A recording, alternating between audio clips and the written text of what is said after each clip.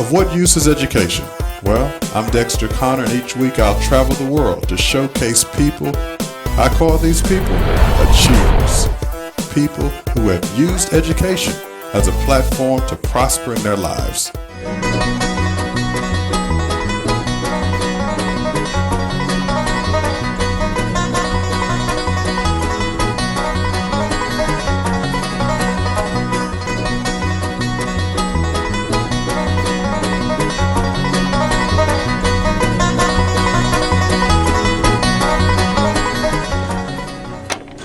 Hello, Mr. Comer. It's Dexter Connor. I'm sorry, sir, but there's no solicitation in this neighborhood. You're gonna have to come back another time.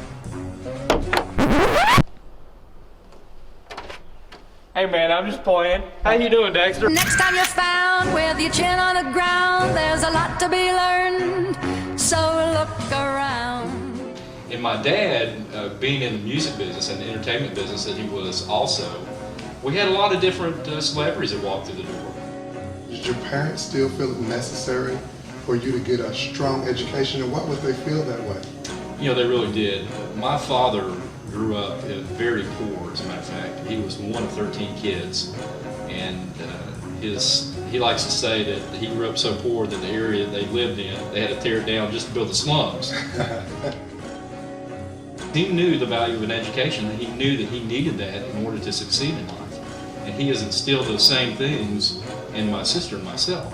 You know, the one thing that I took away from college especially was you got to learn to adapt to a lot of new different personalities and to a lot of new things that are being thrown at you. Education will get you to the points in life that you want to be and feel really good about how you got there. Keep your hopes, keep those high apple pie in the sky. Hopes of problems, just a toy balloon. They'll be bursting soon. They're just bound to go pop. Oops, there goes another problem. Kerplop. Mr. Carson, you have a beautiful home here. Thank you very much. Let me show you around. Right this way. Great, thank you. At the end of my 8th grade year, my band director came to me and looked me square in the eye with a serious face and said, "Marshall, you're the worst player we've had in the band." Oddly enough, that didn't discourage me. And it was one of those things where if you want your dream bad enough, you're willing to do what it takes to get it. No matter who you are and what your background is, a person's passion can become their benefactor. I mean, in place of money, if a person's got enough passion and love and drive about what they're doing in life, they can succeed. And that was my story. This is a beautiful backyard area, obviously. Thank you. How many acres you have back here? We have a total of about 8 acres. 4 of it's about mowed acres, but 8 acres total of actual ownership here. Wow. And this is our backyard hangout. We probably spend 50–80% of our time out back here. Really? Okay. Kids swimming, barbecuing, and it's just dogs running around chasing tennis balls. Sounds like a pretty good life to me. I just wanna be success. You said Periwinkle. Periwinkle. Periwinkle, and that's one of Prince. Reminds you of Prince. Kind of like Purple Rain, but Sprinkle Rain. Winkle Rain. Yeah. You're not going to be good in everything, and that was the first lesson I learned. Don't hold back, you know, have confidence, and I think that's the main thing. Have confidence that you can be where you want to be, and that you will get there. So don't let anything hold you back. If you get knocked down, get back on that horse and keep going.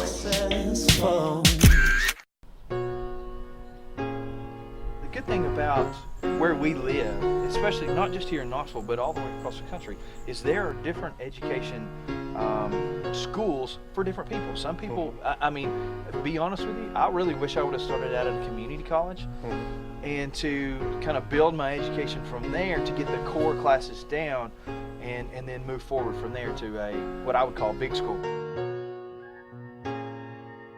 How do extracurricular activities that are school related, you said you were in the band, how does that add to your experience and you think your overall success in an academic environment? You know, I think and this goes from college even into a high school, You can even take it back to that level. If you're involved in that school from an extracurricular activity, you take ownership into that. You're not just going to go and you're at a part-time student almost. If you're in an extracurricular activity, whether it be intramural sports or a band setting or a choral thing or anything like that, if you're in something like that, you kind of take ownership in that. I wore my pink tie today, Mr. Dunaway, because I heard that your wife was special events coordinator She is. for Coleman Knoxville. She is. Tell me the significance of that to you.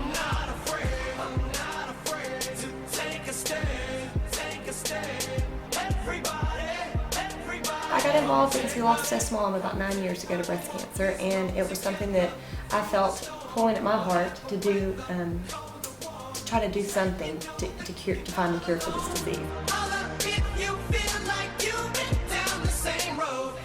Well, we're walking for the cure. I'm a survivor of breast cancer from a little over a year, and I have a sister that had breast cancer and a sister-in-law and a very good friend, and so that are survivors. So we're walking for the survivors and in memory of.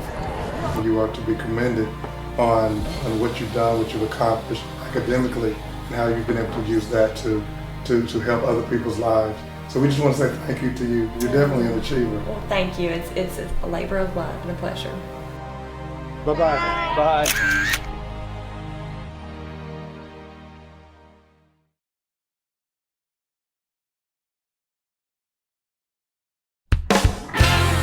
On the next episode, we'll travel to the country music capital of the world.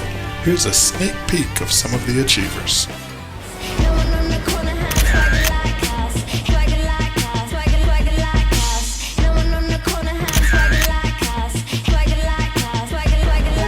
Somebody say amen.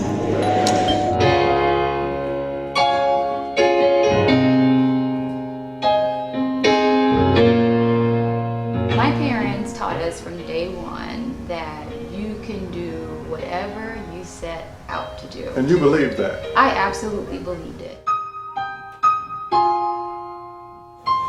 You really seem to like this room. Oh yeah, gotta get my workout in. Well, do you want to see the rest of the house?